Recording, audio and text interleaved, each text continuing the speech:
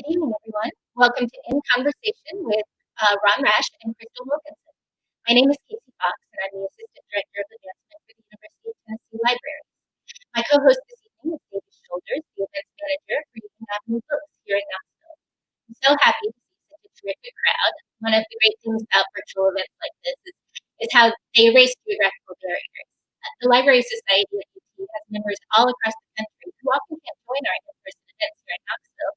So it's a pleasure to be able to share this experience with librarians and book lovers near and far. The Library Society at UT Knoxville supports the university libraries through monetary gifts, through engagement with library programs, and by raising awareness of the value of university libraries to the community, to the state, and to researchers around the world. As UT begins a new year that looks very different from any one before, the libraries continue to be a vital resource for students and faculty alike. Our investment in digital resources has ensured we are able to serve every member of the Ball community no matter where they are. UT Libraries and Union Ave Books have a great partnership, and I'm excited that we're co-hosting our first virtual event together, and we look forward to more to come. If you value events like this, I encourage you to join the Library Society of the University of Tennessee and shop Union Ave Books, Knoxville's independent bookstore. With your support, we can continue to bring world-class authors to local audiences. And now, here's David Shoulders to introduce tonight's special guests.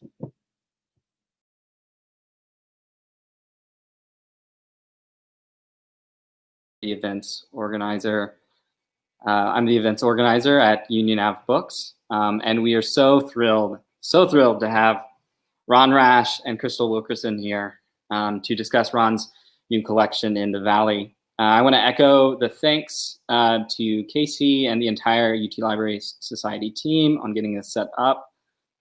There's Christine as the producer behind the scenes, doing an incredible job making sure everything runs smoothly as we learn these new sort of virtual platforms.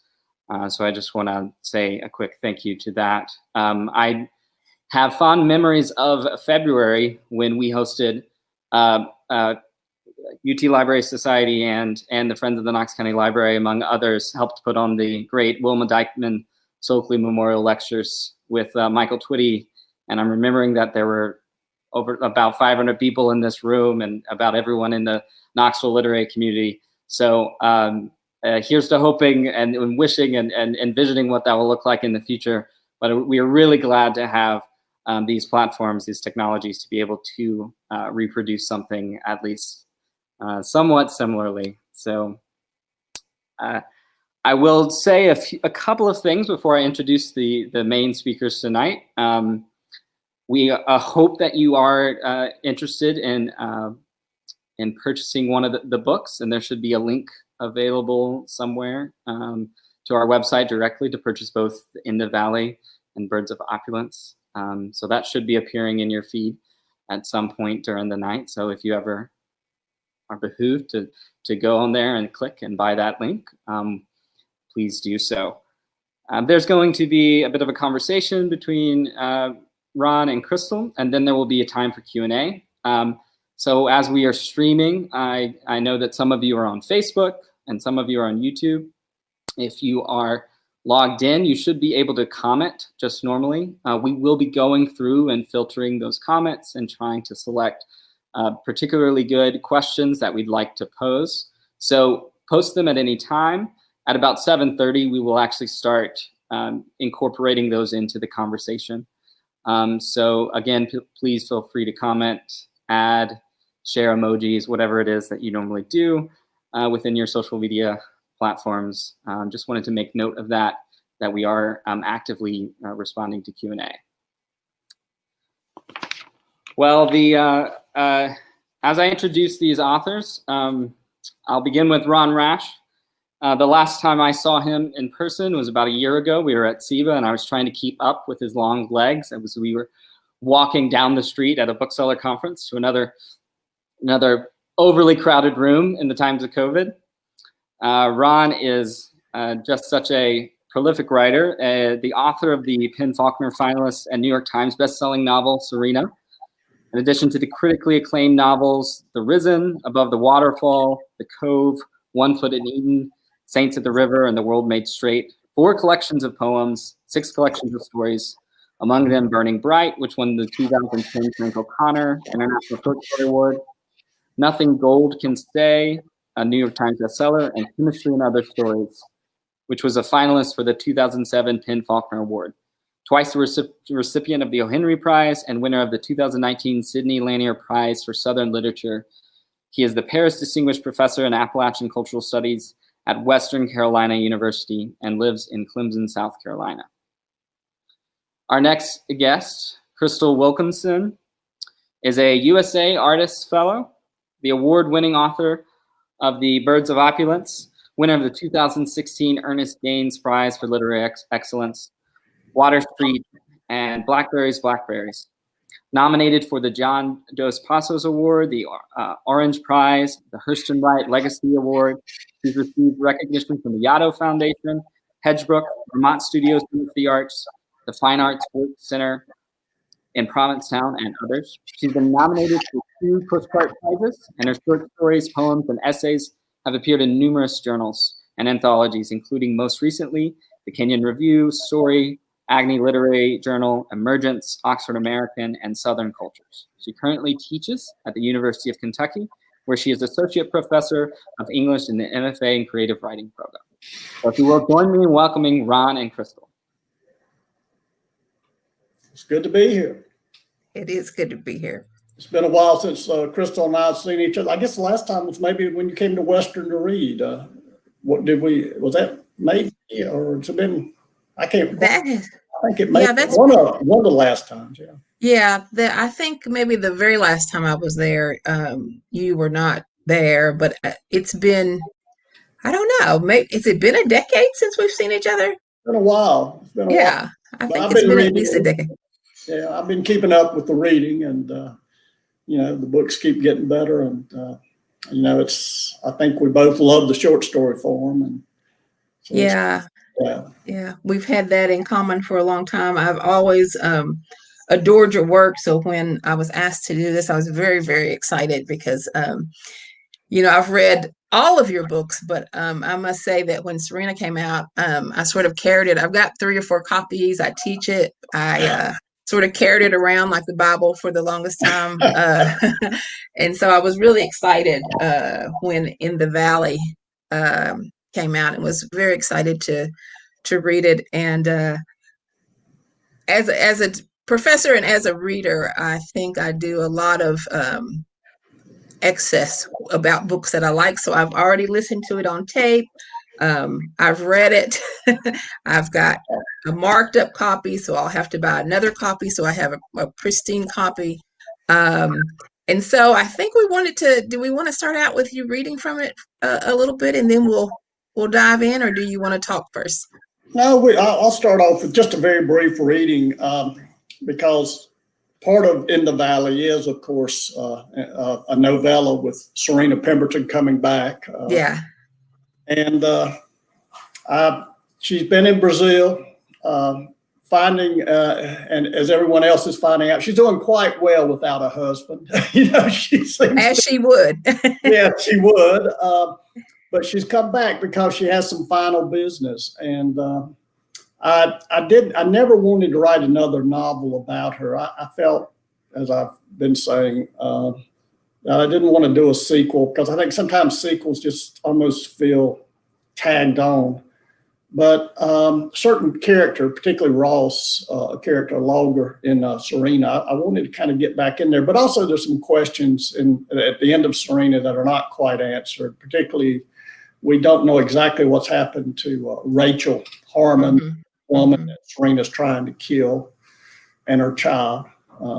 And we don't know some things about some final land, some final situations had to be dealt with. But also I felt like, because of what's happening with environmental issues right now in our country, I mean, even today, reading about, in Alaska, they're opening up that wilderness area. I've been feeling compelled to go back to that. I think the national parks, wilderness areas are under siege again. And that's really what prompted me to write SERENA. Place.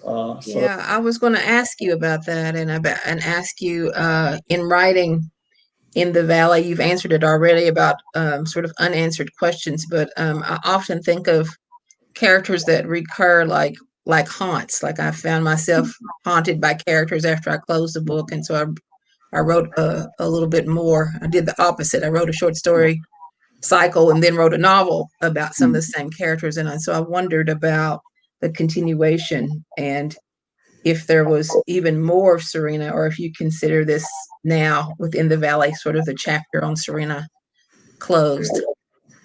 I think so. Yeah. Well, no, definitely. And I really felt like I'd never written a novella, so I love that form. Dennis Johnson one called Train Dreams, which is, I think, just about as good as you can do one.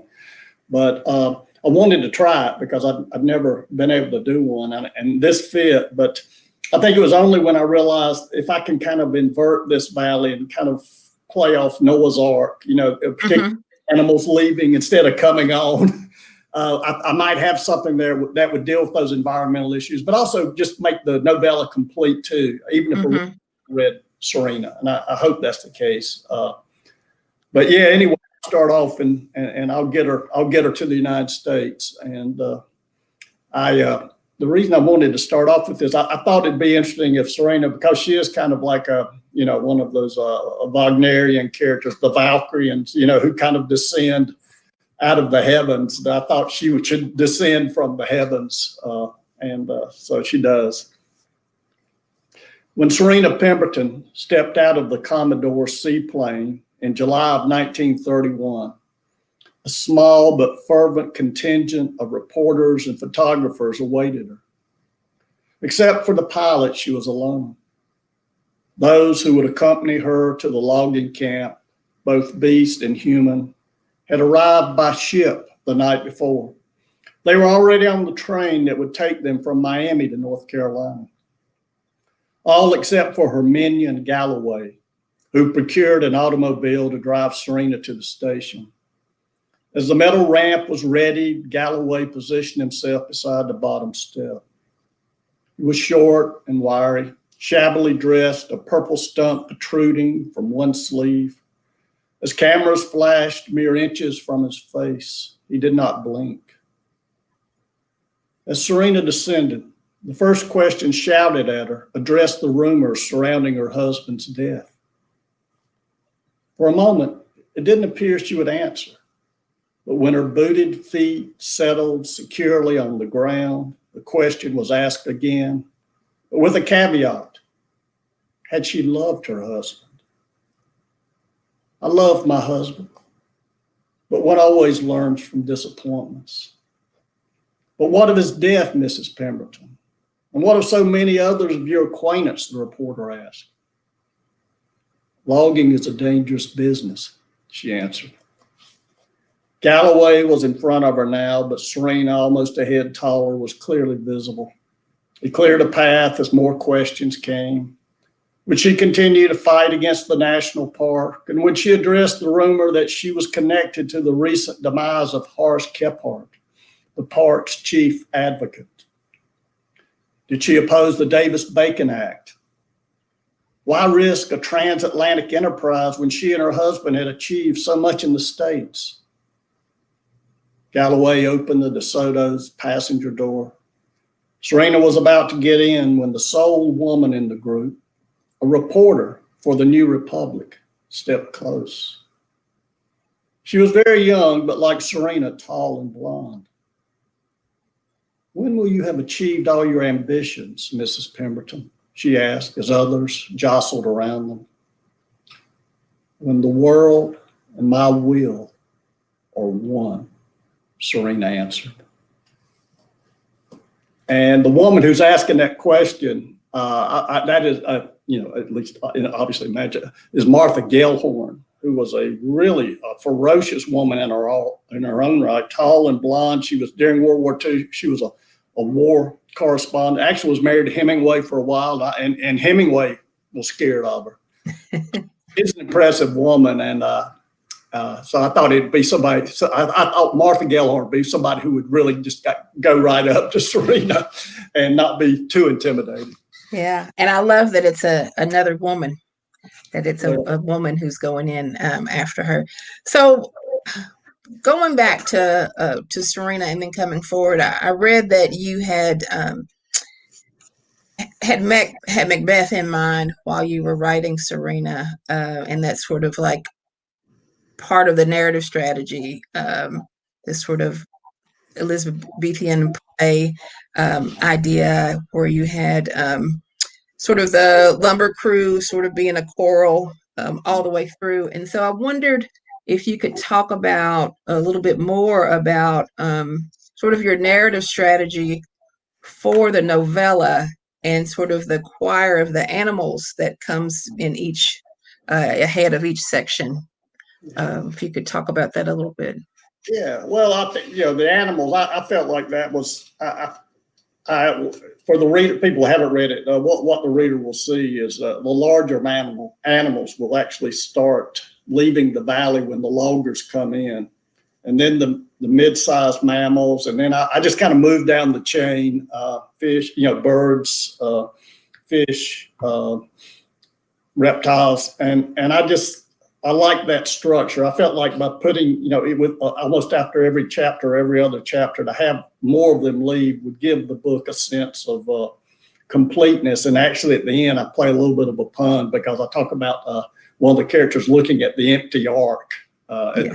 He's talking about the ark of the valley, but I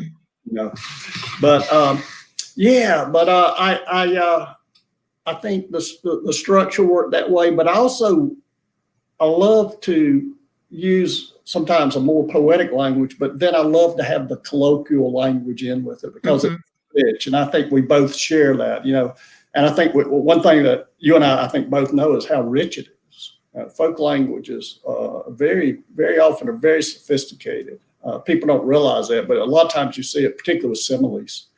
I'm glad you mentioned this Elizabethan sense of the book, because I definitely had that in SERENA, and I had a little bit of fun when I was doing the loggers in this book because they're speaking for the most part in iambic pentameter, and I hope the reader. I know you caught it, but the reader's going to hear it, I hope. But I thought that would be really great if you got these characters, saying they was, and then, but at the same time, there's a metric that kind of works through that. And that's the kind of thing that I'm just entertaining myself, but I think it was fun. That was probably the part I enjoyed most.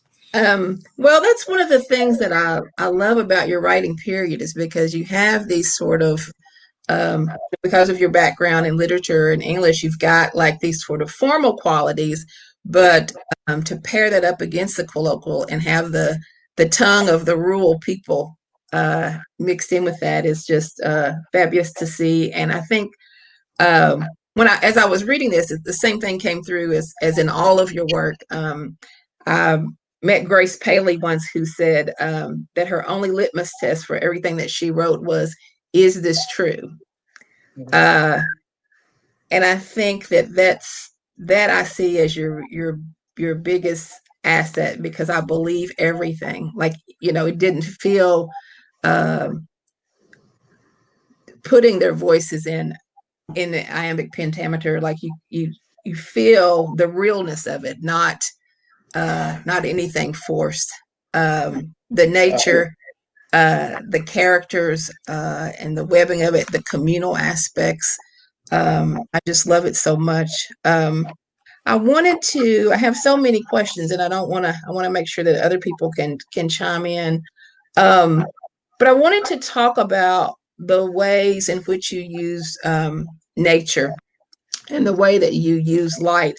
It's been probably two decades ago when I heard you say to a group of new writers, you were talking about some ways in which they could use the landscape more to enter or exit a piece. And one of my favorite pieces in here, outside of my absolute favorite, is the novella. So In the Valley is my favorite, but outside of that, I think Flight is one of my favorite ones. And I just love the way you use light and the way that you use the landscape. with Stacy. And at the end, you say, well, this is sort of giving away. I probably shouldn't do this. It's not the right thing to do, is read the end. But we'll just talk about the image. They always had words, tears, something. Clary walked back to the lot and Stacy went upstream, not to check licenses, but to be alone on the outcrop. Once there, she gazed at the trees and water below. What humans she saw were so small. The afternoon sun cast her shadow across the outcrop. Stacy raised her arms and saw wings. So I wanted you to talk a little bit more about the ways in which you use landscape and the rural atmosphere. It seems to get to the heart of the characters, not just be there for the sake of setting, but the landscape in your books, in this book and in all your books, is always doing more than one thing. Well, yeah.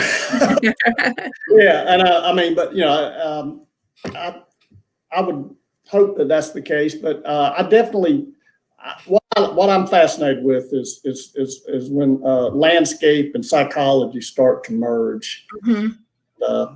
I think in part, a lot of that is because I know particularly from my older relatives that, you know, living in valleys as they did in the mountains, that the mountains really have a psychological effect. And I think, for instance, in that moment, we see Stacy, who in a sense has pretty much been in that lower area, come up. And then I think the landscape also evokes her state of mind, that sense mm-hmm. of happiness. So, yeah, I love how, and very often how it can reflect certain situations. There's a beautiful passage in Annie Proulx. She has a story about a young woman who's a vet, has been wounded in the Middle East and comes home, and she's looking at the landscape, and everything she sees about it is very bleak. I mean, and so the landscape is bleak, but the fact that is filtering, you know, kind of through her consciousness, and we see it in a way, it becomes in a sense almost a psychological landscape. Mm-hmm.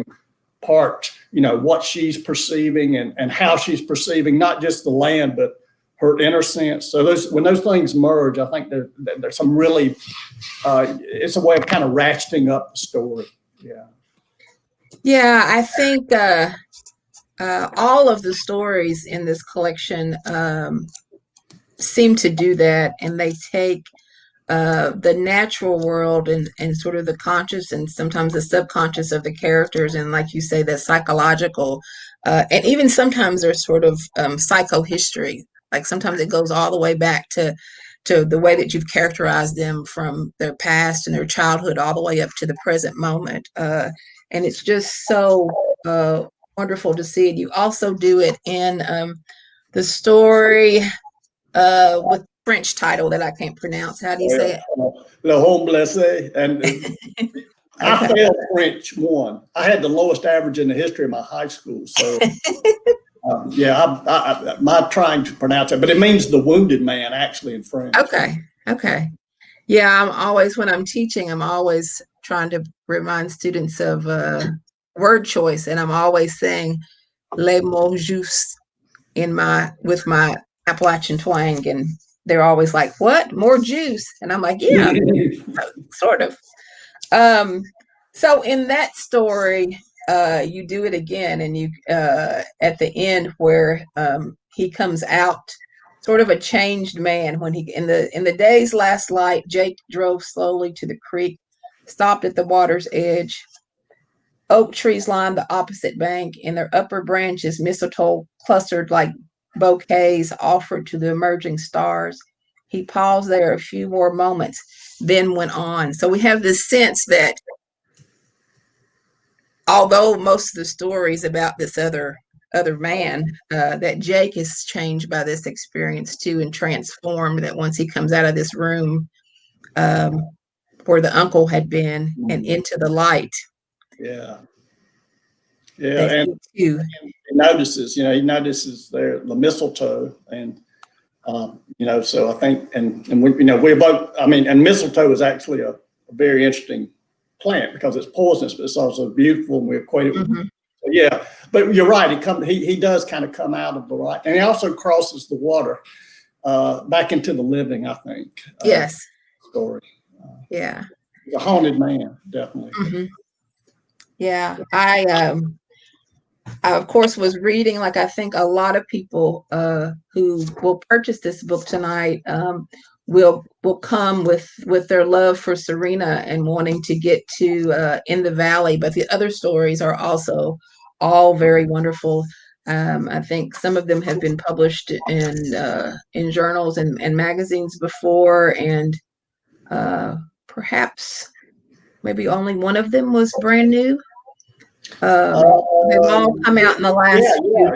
Ransom. Yeah, that one was the last one I wrote. That in Flight, and I'm glad you mentioned Flight because that to me was a very different kind of story and a kind of a risky story because I was inside the head of someone who really is in a really complex psychological state. And Ransom too. Like you have all of these. Your stories are certainly not predictable. Like every time you think, like you would think that someone who was kidnapped and things were going to go on a particular way, and then suddenly it changes. And Ransom was one of my favorites too. I think I would say that about everyone. Oh yeah, that every time somebody would say something, I was like, yeah, that was my favorite. No, that one was my favorite. But I do. It's a very powerful collection. I did want to talk about your ability to, let's see, who was it? Richard Price said that you were a gorgeous, brutal writer. I also see like the power of distillation or the power of you have this ability to write a death scene like no one I've ever seen. You have a way of writing, of getting close to a sex scene without it being graphic. And the same with your death scenes. You seem to sort of pull back, but there's a grace note in each one of those where you think that there's going to be some visible, like overt brutality on the page, and then you sort of pull back and give it to us and sort of present it almost. I see the poet in you in those times where you show that restraint. But is that something that you're aware of when you're writing? I think it is. Stephen King once said that when the audience sees the monster, it's always disappointed because whatever the audience member has perceived and, the consciousness that they have, it's more frightening. And I think sometimes restraint can be more disturbing because it can leave the reader imagining, well, what? Well, there's a great example. This Cormac McCarthy at the end of Blood Meridian. We've seen the most horrific carnage in that book. Everybody being killed, horrible ways, beheaded, all sorts of things. And at the very end, when the kid gets killed, another man goes to the outhouse, the Jakes as they called them, and he says to another man, "You don't want to go in there." And so McCarthy doesn't tell us what the kid looks or what is evidently his body, but I think, after all of this and just that he leaves it to our imagination, and to me, that's more disturbing than anything he could have shown. Yeah, it's those moments of restraint. Yeah, you have I was telling somebody, I said, well, I have to say, there is something about Ron Rash's work that I can say I don't like. And this person was really surprised because they couldn't believe I said that. And they said, really? What is it? And I said, rattlesnakes. I said all the snakes. And those moments too were so vivid. Of course, we both grew up in places where there were rattlesnakes, and that was a big fear. And you paint such a vivid picture of what it must have been like to break that ground and try to how hard those men were driven and all of the dangers that they had. That you do that with such power. And I'm scared to death of snakes, so I kept saying, "Oh my gosh, another snake." Well, you better be glad you did not know me in my childhood, because when I was 5 years old, I actually caught a snake and brought it into our house. And I brought in the back door. My mother screamed, raised her arms up, and ran out the front door. Would not come back till my father came home. And for my 8th birthday, I got a hognose snake. I don't know if you know what they are. They're non-poisonous, but they're really scary looking snakes. They tend to puff up and look ferocious.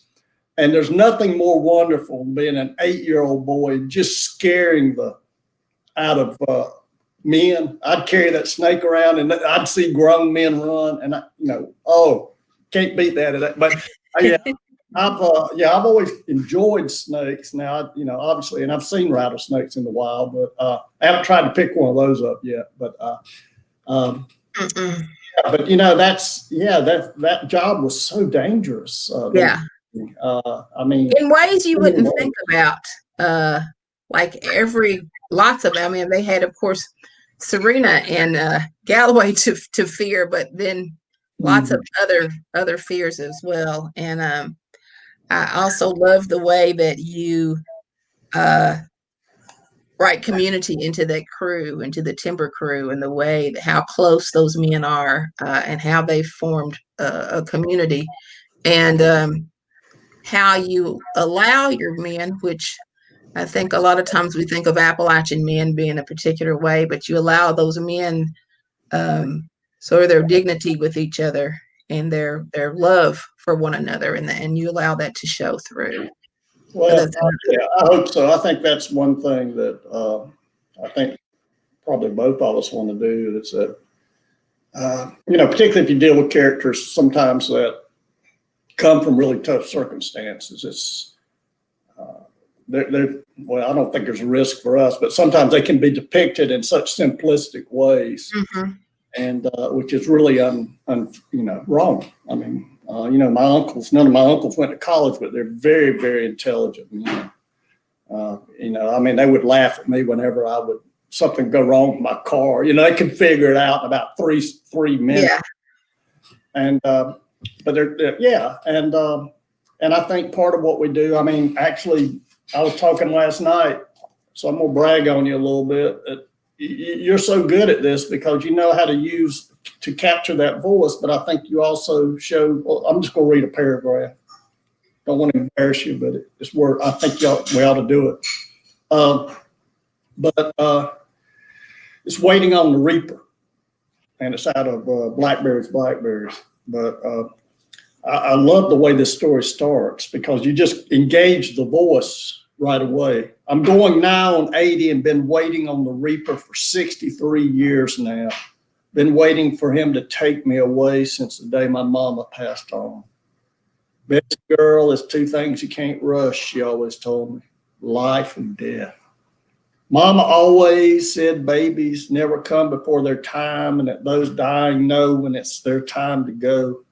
So when Mama died, I sat up way into the night waiting for the Reaper to come, but he never did. Of course, I was always wondering how death worked, even as a little child. And we start to see, but I think what we see, there's a wisdom there. There's a real wisdom there. I mean, that's right out of, that's the kind of thing King Lear is talking about. We come out of the, and I think that's not only honoring the characters, but also honoring the culture, and that we know that those people have their wisdom. Yeah, and I think that's I think you're right.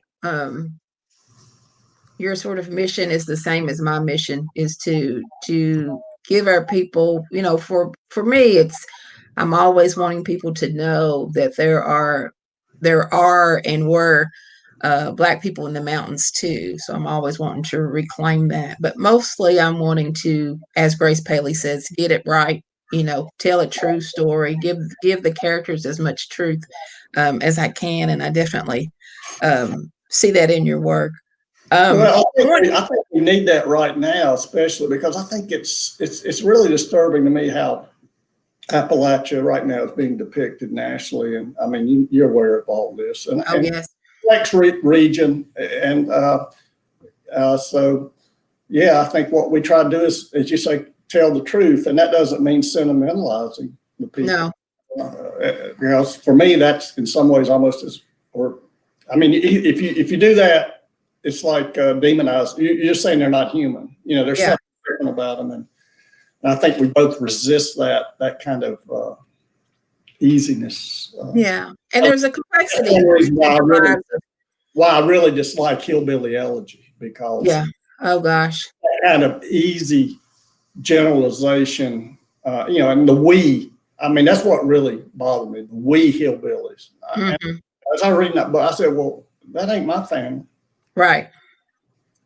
Yeah, and it lacks complexity. That's what makes it not true, because there's no complexity. It plays into the stereotype and plays into I don't let me get started on that. Well, yeah, we could. Yeah, we don't don't let me get started on that. Well, I think we write against it, so that's yes, absolutely. Yeah. Absolutely writing against that, so that we can portray the real life of the real people. I see Davis popping in. I just have a couple other questions, and mine are like writer questions, and then we'll see what the rest of the community has to say. So 6 or 7 novels, I think 4 collections of poems, 6 or 7 collections of stories. So I wanted to ask you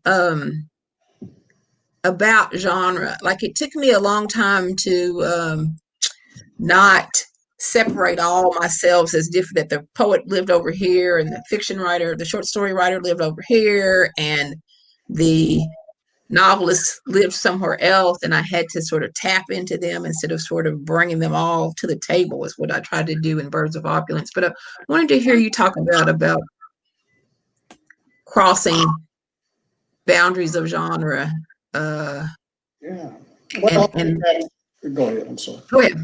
Yeah, absolutely. And I think one of the dangers is that, particularly younger writers, there's a tendency to say, well, I'm a poet, or I'm a short story writer. And I think I personally was very lucky in that I had models that told me that wasn't right. And actually, a number of them were from Kentucky: Robert Penn Warren, Wendell Berry, obviously, S.E. Stewart, James Steele. I mean, and Robert, for me, even closer, North Carolina, Robert Morgan. And I think I never felt the need for that. But in a way, it's kind of been different phases of my life. I felt closer. I kind of started off a little bit more with short stories. Then I moved into this deep poetry period in my early 30s. Then moved back into fiction more, and then novels. I mean, I really started, I'd written a couple of novels, but they were so terrible, I burned them. But in my mid 40s, I started One Foot in Eden. First novel I felt like worked. And so it's almost like different times in my life have brought forth certain books. I got that one right here on my desk too. Yeah, it's great to hear you talk about that, because I think that a lot of beginning writers wonder, like, should I be a poet? Should I be a short story writer? Should I be a novelist? What direction should I go in? Should I be an essayist? So it's good to hear you talk about. Was it difficult to go from being a short story writer to the novel, and then to go back and forth, or does each story sort of say to you what it wants to become? Yeah, I think it's more of that. And I mean, what's been interesting through my career is that a lot of times I would think, and my work all starts with an image. I mean, SERENA, the only thing I had when I started SERENA was an image of a woman on horseback. That I could tell from her posture that she was very erect. I could tell she was very competent, and confident. And I was driving on a road in the mountains when it just kind of this image came to me, and then I realized, it's kind of slowly developing image that somebody was seeing her, and it was somebody who was both in love with her but also afraid. Mm-hmm. And that actually, in about the middle part of the book, that image is where it shows up. But that's where all of that began. So my point being that very often I think, well, this is a poem. Actually, One Foot in Eden was a 12-line poem about a guy standing in his field and the crops were dying around him. And then I thought it was a short story. And then I got this, I remember this terrifying feeling that, this is starting to feel like I've got to try a novel, But yeah, I still never know. Actually, I wrote a short story for The World Made Straight, and then I killed off the 17-year-old character. I felt guilty about that, so then I wrote a novel and brought him back to life. So, yeah. Anyway. Okay, well, I think Davis is coming in, so we can take some questions from the audience. I have some others, but I'll save them. We will definitely get back to you, Crystal, and do not be afraid to go off. I'll just say that from earlier. Being in the bounds of Appalachia, like here at Knoxville, I feel it's comfortable enough. The part of the reason I was going to jump in on this question is because it was at the moment when you and Ron were talking about sort of how you make real characters and you don't try to hide their flaws. And so I'm going to post this one. Randy Adams asks, she says, hi. Oh, that's one of my great former students. And I think she's teaching at my old high school, if I'm not mistaken. There you go. Well, you can read it there, but I'm going to recite it out loud. You better say it. Yeah. You often talk about the sense of fatalism within Appalachian culture and how it permeates your work. As I've been rereading some of your shorter fiction, I've noticed more and more moments and characters that seem to reject that fatalistic tendency. For example, Boyd in The Corpse Bird. Do you think this tendency has started to wane and that the generational gap has changed this view of the world? They also add, is this change something you've consciously put into your work? I think it has changed. I think it's altered. One aspect of it is actually deals with landscape. Traditionally, in the mountains, Appalachian Mountains, if you had a farm, you had to have a spring. So you were usually in a low-lying area, a valley. Actually, I see my cousin Renee is on from Boone, where my mother was born, near there, and her family farm was in this very deep, darker area. I can remember that from childhood, but it was because that's where the springs were. But now, a lot of people particularly around, in the areas such as Western North Carolina have houses, but they're high because they don't have to worry about that. So I think that has been a change. But I think a part of what I try to do in my work is show characters combating that fatalism. I think probably more than in any other novel in the Cove with Laurel, she's in this deep valley. Where sunlight hardly ever gets in, and her whole struggle, and I would argue in some ways her triumph, is that she's able to transcend that kind of fatalism that, in a sense, she feels has pretty much just locked her in. But I sense that fatalism in my family. My mother, oh man, that potato salad is going to poison you, son. Don't touch it. At the family reunion, my grandmother always saying, "Oh yeah, I know the sun's out, but it's going to rain." And I always felt, and I feel it in myself sometimes. I think it's changing. I don't think that affects quite the same, but boy, I have seen it in my family. I don't know if that's true of yours, Crystal, but absolutely. It was there. And but with that was a certain resilience, I would also add. And also with the mountains, the most beautiful thing, a feeling that the mountains were also protecting you. Mm-hmm. So it works in a number of ways.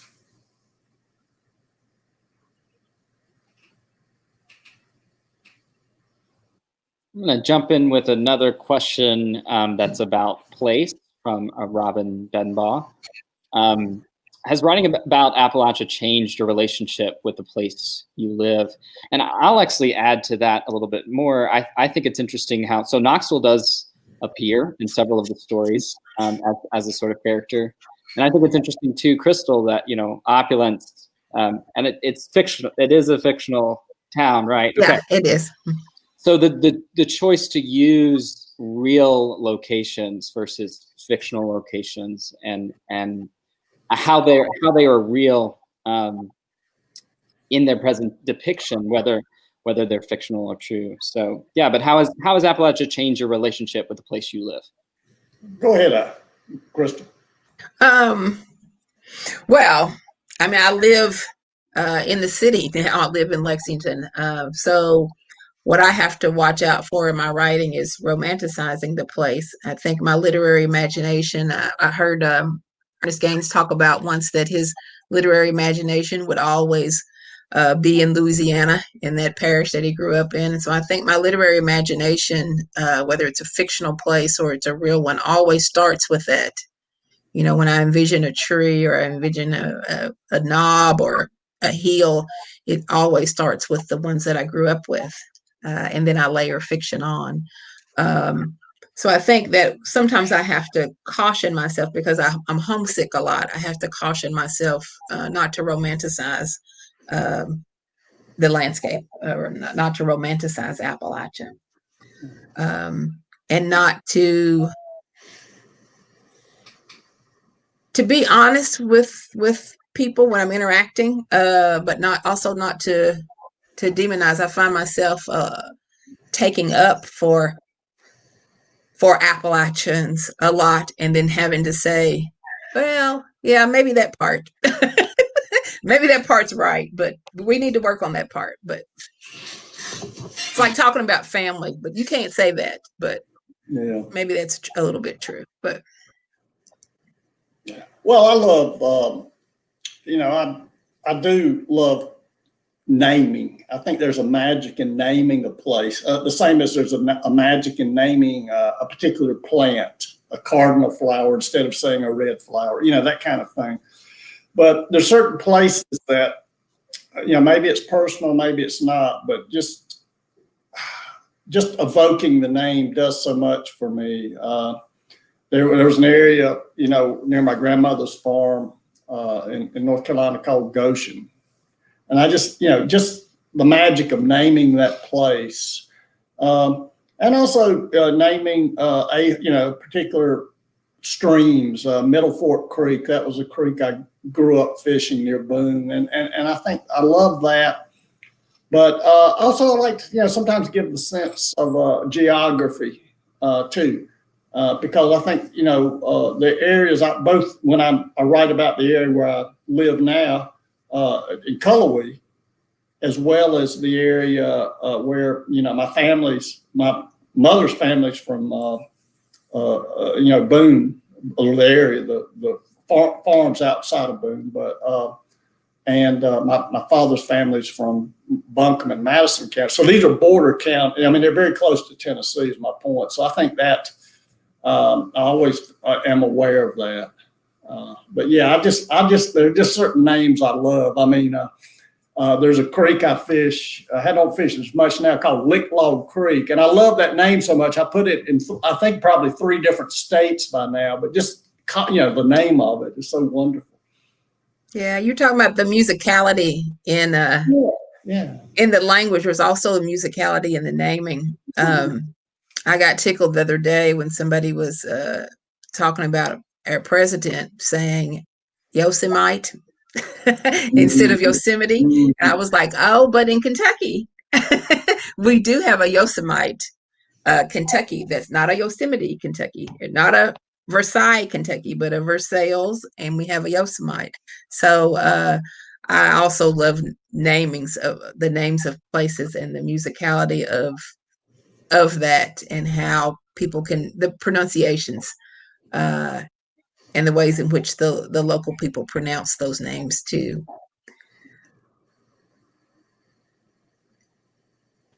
We've got another sort of place-based question, but it has more to do with the literature and the distinction. Angela Jackson Brown asked, what are some distinct differences between Appalachian literature and Southern literature?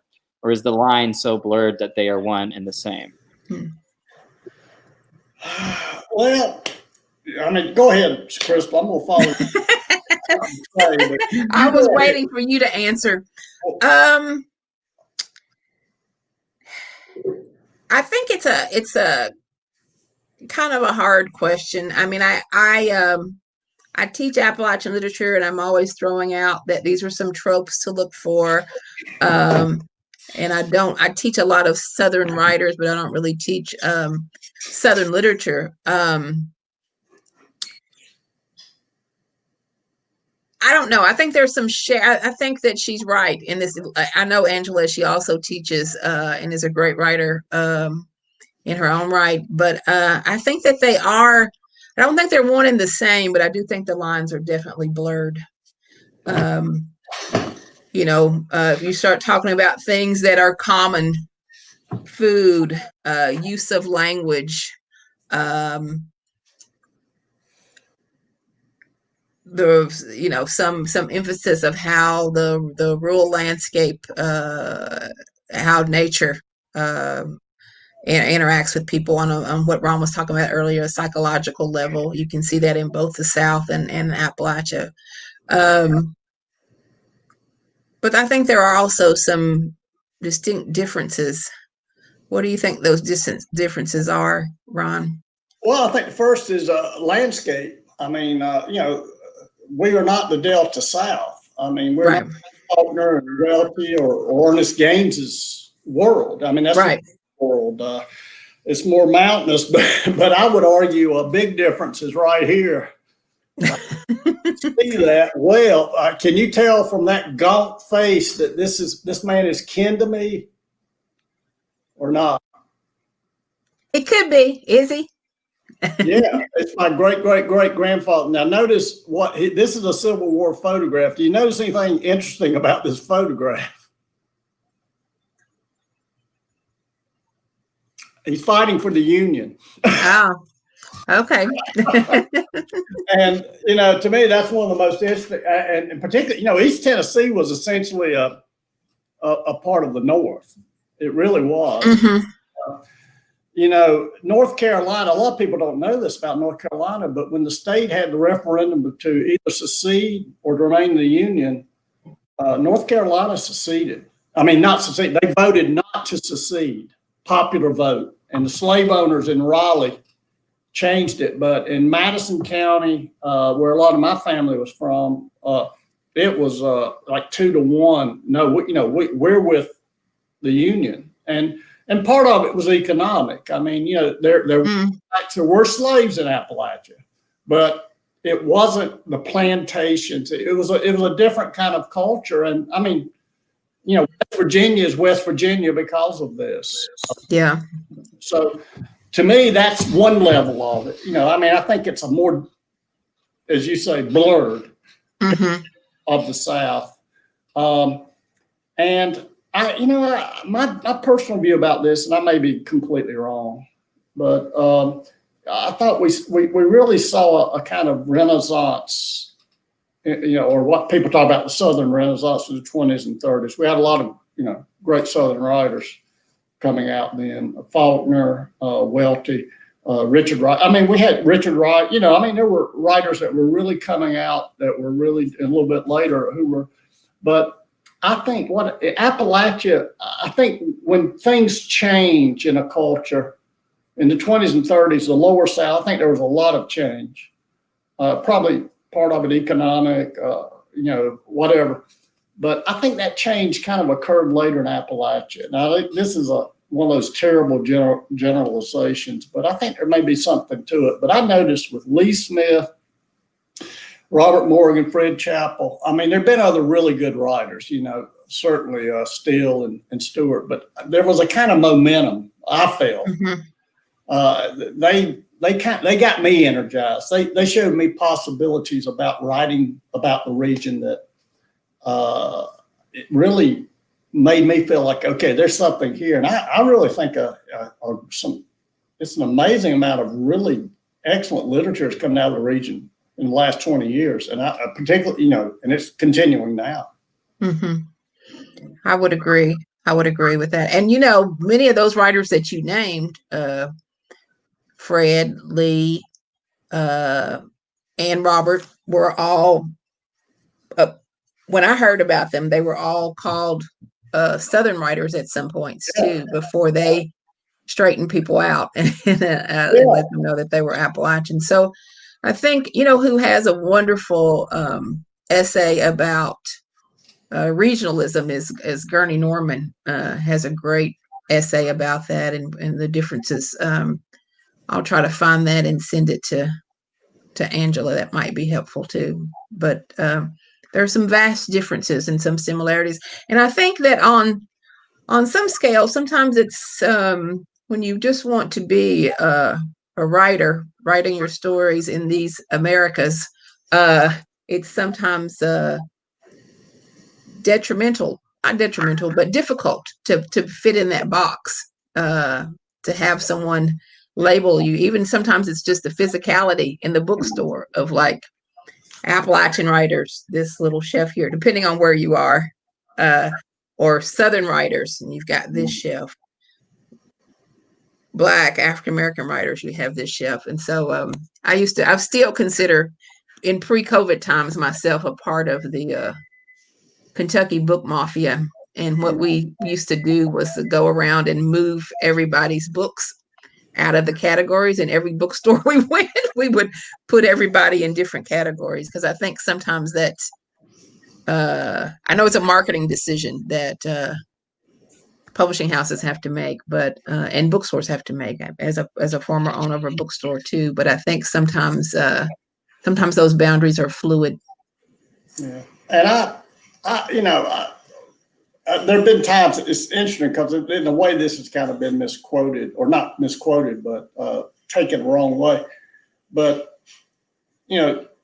somebody said, well, you don't want to be called a Southern writer. And I said, no, it's not that. Because actually, several of my major influences, particularly Flannery, one is Flannery O'Connor. Mm-hmm.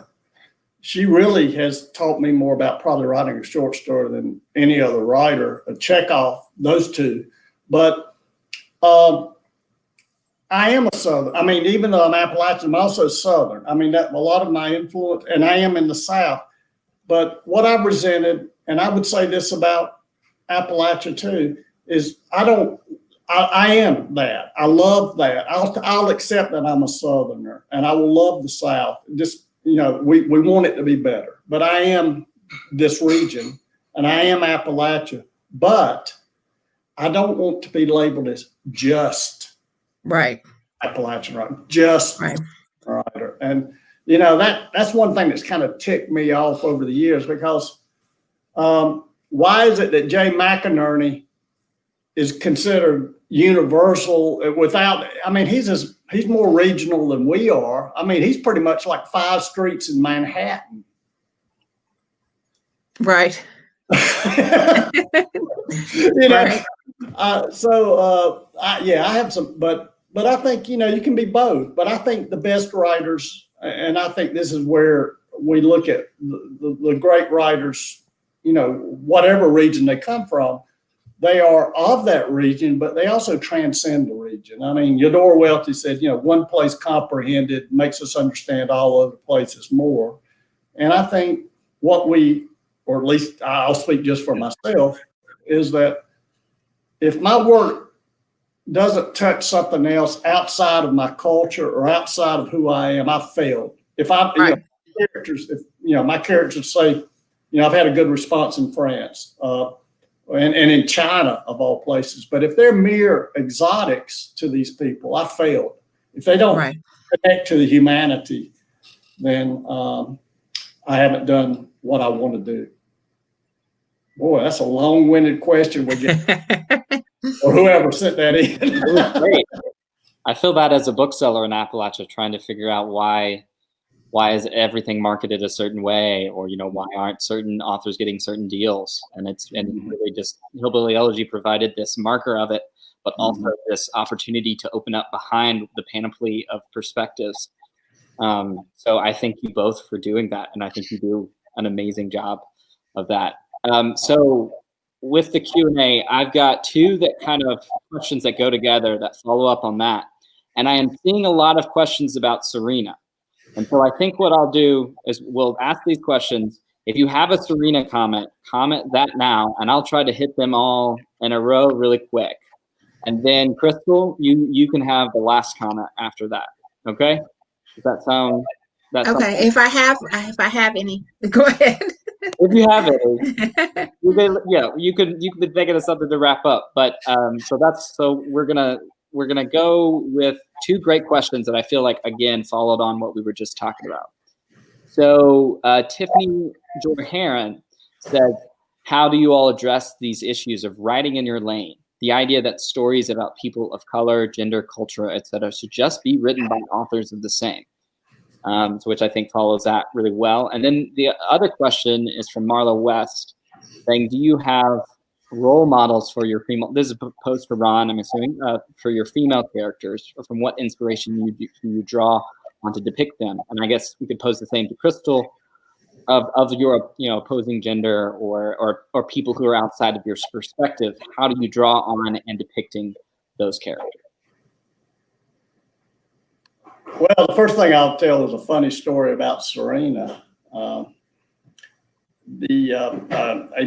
female, she's a woman, and that does make a difference, was giving a sermon near where I live, and she was talking about, strong women in the Bible. And she had read 40 pages of SERENA, my novel. And she added in the middle of her lecture, and we need strong women. We need women like, she mentioned several in the Old Testament and New Testament, I think Mary Magdalene, et cetera. And then she said, and like Ron Rash's SERENA, this is how, and then, several people evidently had read the book, but she had only stopped at page 40. So she had to retract that message.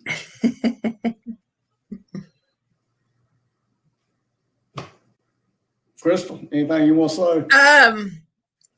Well, I think this idea of, I don't really know, I wish the person could expound on it a little bit, but how do you address the issues of writing in your lane?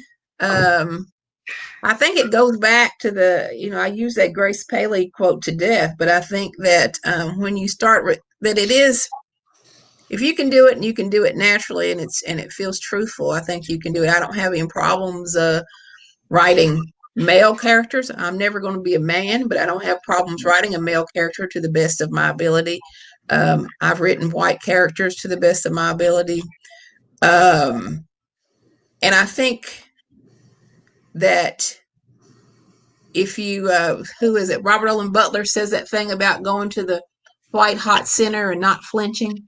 Like, I think that's the risk that you take on writing outside of your culture and outside of your race, and even sometimes outside of your gender. But if you're going to do it, you've got to go all in and go to the white hot center of it and not flinch from any parts of it, so that you get to that truth.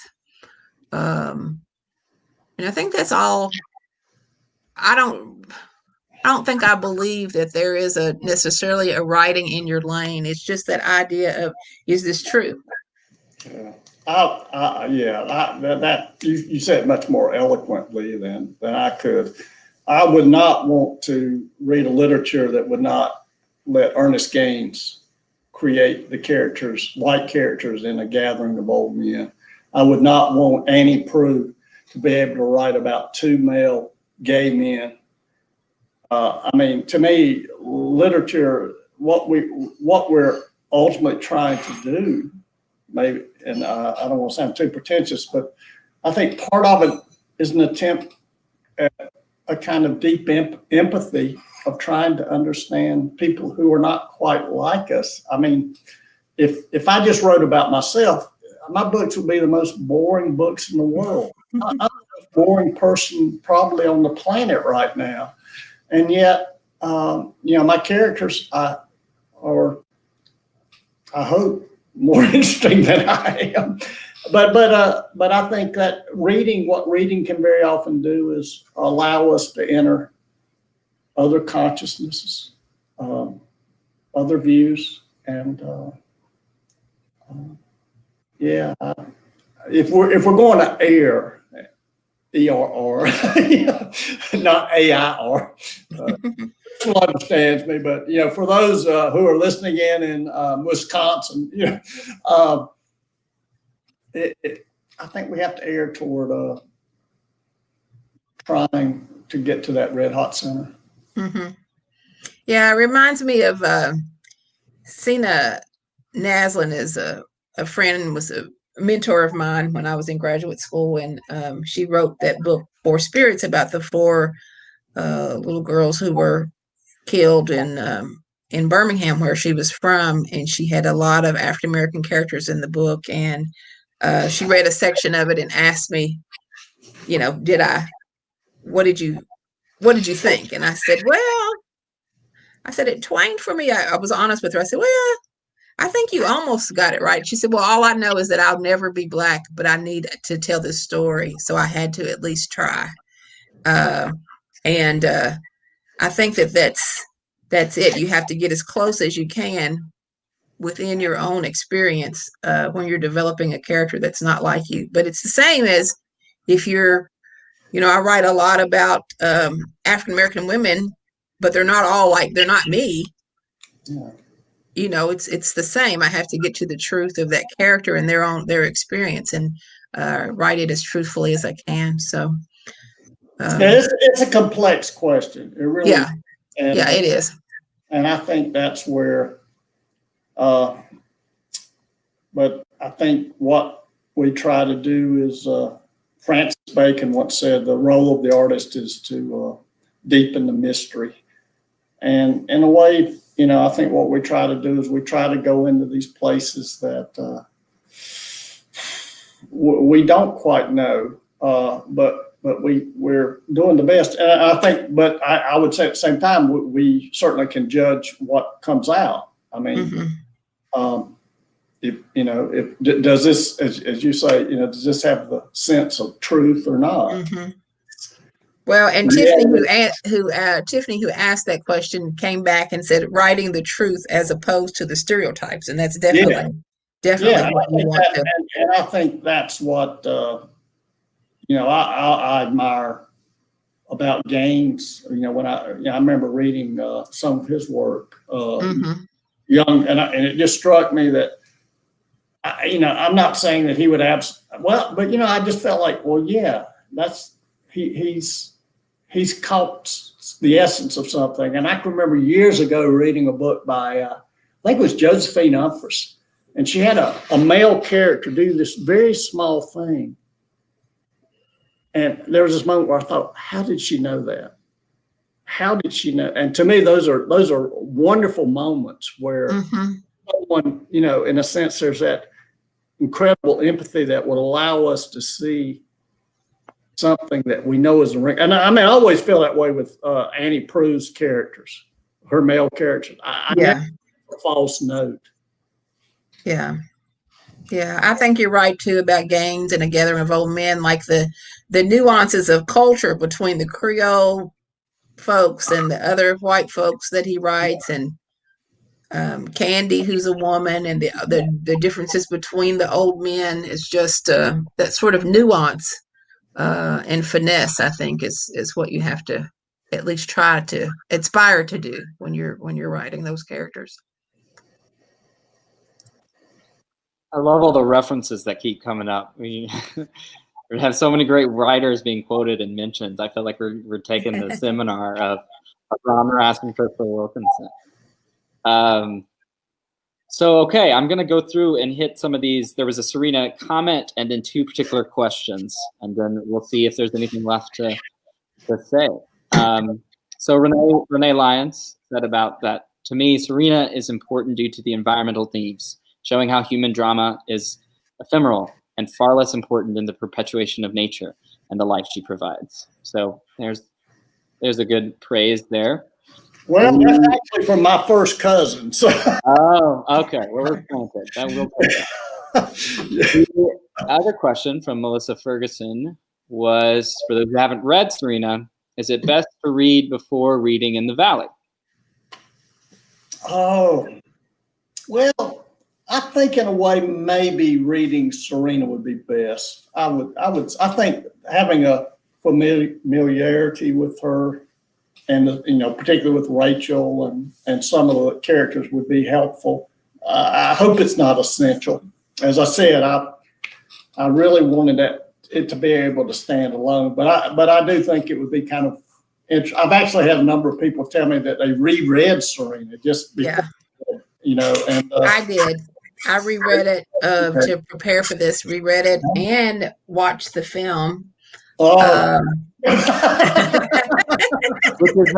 Which is another question that we have. Did you have any input into the movie, Ron? How involved were you, or not? Absolutely not. They evidently did not. Well, I'm not. I will tell you, there is one funny story about this, but not. Actually, there have been 2 movies made on my work. Actually, a much better one is The World Made Straight, but I stayed out of it. I just sensed or felt that you don't want to get too into this. This is another world. But the people for Serena were not interested anyway. They weren't asking me many questions. One afternoon, I got a phone call, and it was from London, England. I thought, well, who do I know in London? And this is actually back when we had landlines. You remember those? And the guy said, "Yeah, this is Toby Jones." And Toby Jones is an actor that probably you may not recognize the name, but if you've seen Capote, he starred in it. He's in Tinker Tailor Soldier Spy. I mean, he's in a lot of movies. But anyway, he played the sheriff in Serena, and he said, "I'm Toby Jones. I'm gonna play the sheriff." And so I just wanted to ask you a few questions about the book, but obviously, after about 5 minutes, I realized he doesn't care about the book or what I had for breakfast or anything. He wants to hear my accent. Mm-hmm. And he was listening to my accent. I mean, he wanted to hear, the real thing. And I guess he got it, but that was pretty funny. But I mean, he was very nice about it. But it was clear that, which I think was good, that he was a good enough actor to really try to get it. But they really weren't interested in me. And the good thing about it was that it really brought a good number of people to the book. Mm-hmm. It came out, it did, before it disappeared in about 2 days, it did get at least some notice, and people came to the book. And I think that's, for me as a writer, that's the best thing that can happen if a film is made of your work, is that it may bring people who would not know of your work otherwise to the book. Yeah, I will say that Winter, which is a very good movie, Winter's Bone. Yes, that's a marvelous novel, and it's a wonderful movie. And I know Daniel Woodall, and it brought a lot of readers to him and to the book, which is even better, as good as the movie is. Yeah. I mean, I was going to say that pertains to Angela's question earlier about Appalachia and the South. And I think that's where usually Hollywood gets it wrong, is in the voices. And that's often like annoying to me, like, because they go straight to the deep South for the Appalachian accent. Yeah. Neem Leeson, the person I've heard who nailed it best, actually, of all people, is Neem Leeson in a mediocre movie with Patrick Swayze, but he nailed it. He wasn't the lead character in that movie, but he nailed the accent, and he probably did it about as well as anybody I've ever heard. actor outside the region. Mm-hmm. Well, it seems like we're drawing to a close on our time. You all have any last comments you want to share about reflecting over this conversation or each other's books? And well, I'm just so glad it was Crystal who I got to share some time with, and I admire her work greatly, and as a person, I admire. And I'm just, we got to support our local bookstores, our independent bookstores during this time. I mean, and local businesses, not just independent bookstores, but businesses, because, we kind of lost that kind of small town loyalty because of the internet and, access to buy things. And we're all guilty of this, or at least I'll speak of myself, but I'm really trying to fight that. And, if we can buy local and support our community and our friends, our neighbors. And I think, what I'm hearing, I've been doing a number of these events because the book came out last week, is rather heartening that people are buying their books from independents. Sometimes they mail order. It's not always, somebody who lives within 5 miles of the store. But I think it's a reminder that we are communities. I think that's true. I want to say thank you too. It was an honor to be here with Ron after all these years to be here and to talk about this wonderful book. And just thank you to the UT Library Society and to Union Ave Books, and to you for organizing all of this. And you all go get it. Buy it. got them both here. Thank you, Casey. Yeah. All right. Yeah, and maybe a Birds of Opulence will be a movie here for Giovanni. Well, if it pays off Crystal's mortgage or whatever. I'm ready. I won't even worry about the accents if they get the accents wrong. A little bit of money I owed on my mortgage, and it paid it off. So whatever people want to say about, or whatever I say about the movie, it did get me out of debt. Well, I'm ready. Also, do a shout out to Wild Fig. I know that at Books in Lexington. That's the store that you were running before. So I love. That's one of the things is learning about all the different independent bookstores across the country that are so well, they're out there, and I think Crystal and I would agree with this, that the kind of writing that, well, I'll just speak for myself, but we're the notorious mid-list authors. We're not going to sell 20 million, or I'm not. I know, 1 million copies, but I think independent bookstores are the ones that kind of keep the fire going. They know the writers, they support them, they believe in them. When I was starting out, for my first, I guess 7 or 8 books were all small, very small presses, and yet there were bookstores in my, who not only put it on the shelves but hand sold it.